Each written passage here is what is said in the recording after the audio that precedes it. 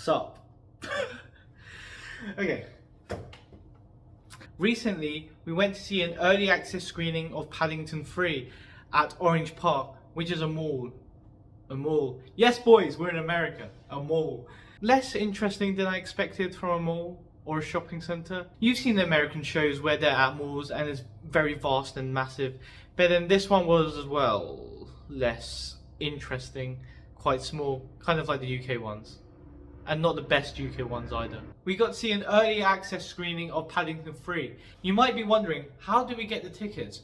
Well, you just book it online, you know. It was actually $9. It was cheaper than if you got it on release date. Saying it's early access, it's not exactly true. Because in the UK it was released a few months back, so all my friends back home have already seen it. But don't take away the early access screening away from me. I can live in my imagination. Anyway, before going to see the film, we went on a quick peruse to Hot Topic. Are you excited to go to Hot? I don't know what it is.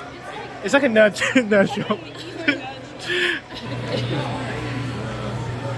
It's kind of like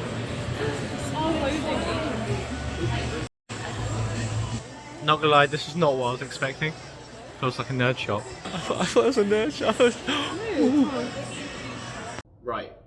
So, not really what I was expecting. I was expecting, you know, quite like a nerdy shop like this one. I found my place. Found my place. It was more of a gothy nerd shop. And if I'm being honest, do I see myself wearing any of those clothes or those chains? No.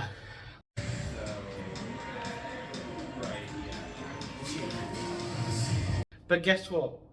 It was a cool experience. Yeah, I didn't buy a thing. There was nothing there for me. Pokemon vending machine, let's go. For real though, where are all the Pokemon cards gone? If you go to anywhere like Target or Walmart, all the Pokemon cards are gone. And also, why is the Umbreon like $1,500? Well, so let me just tell you a quick story. When I was a kid, I used to open Heart Gold, Soul Silver packs, right? Those packs were like £2 a pack. And now, why are they selling for £100? I could have been, what's the point of me getting a job? I could have just, if I just saved them, I could have been rich. Can't open them anymore. And if you buy it online, they are outrageously overpriced. Why? It's cardboard. Please. Food. Food is way more important than most things, and is what I spend the majority of my money on.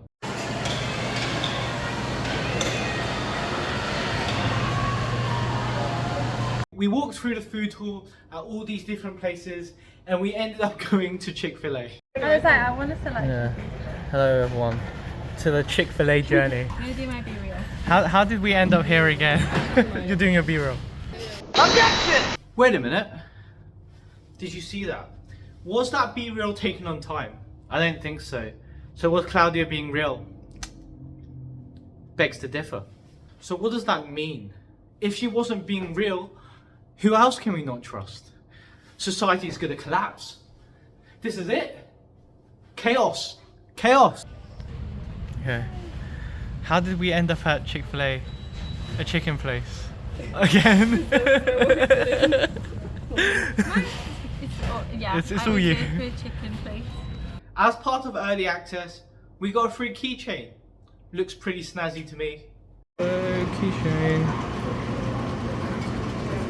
So Claudia, are you looking forward to seeing Paddington 3? I'm so excited. I think I've watched the second one, but I don't remember. I've watched all three of them. I know all two of them. Big fan. Big fan. High expectations. Let's go. Paddington keychain. Thank you. Wow. Where's Luz? Where's Louisa? Dun dun. Review of the film. Yeah. So I fell asleep for half of it, but it was a really good, cute, wholesome film. What do you I think? agree. It was a great film. I stayed awake the whole time. So. I also did not fall asleep like Claudia did. But yeah, it was really good, wholesome. Not as good as the other two, I think. Yeah, I don't know. And then everyone went shopping, and then I was just standing there for half the time. For real. So we somehow ended up in a clothing shop.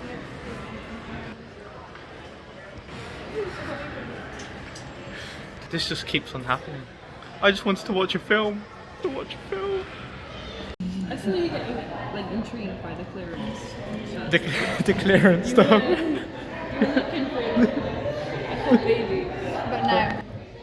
Let me talk about clearance section items, especially in the UK. Have you seen the yellow sticker items at Tesco or Morrison's or Sainsbury's? Yes, the 20p sandwiches might give you a stomachache. Yeah, and yes, I did have 2p salads. But guess what? There's nothing better than a good deal. Is there as many deals in the US? No, not really.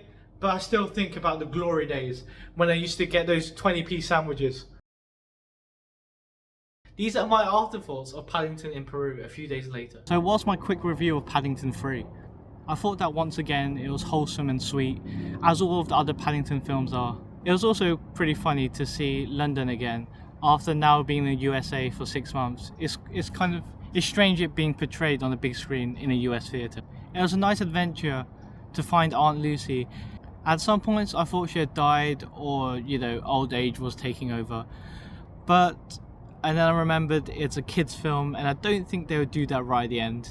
And a lot of the story is about dealing with the past and how it's not the same as it is now, although trying your best to keep it all together. It's about coping with change in different ways, trying to keep the family dynamic, although also knowing that it's time to let go sometimes. Especially being a university student. It hit hard when the mum was trying to keep the family dynamic as close as possible, but also realizing that for the greater good and for the future that she has to let go slightly.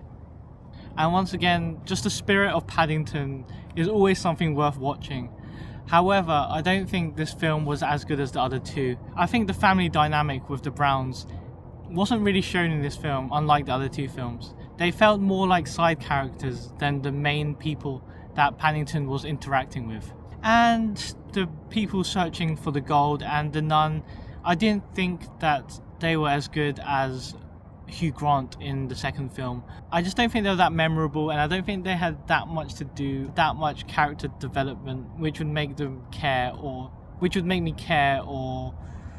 really remember who the characters are afterwards. Searching for the Gold felt a bit too kind of mystical and not as down to earth compared to the other two films. And yes, I know that the other two films also had their own elements, but I just feel like El Dorado and Searching for the Gold, it wasn't really as compelling as the other two stories. Still, as I mentioned before, it was funny and still a really good Paddington film that you should watch in the cinema.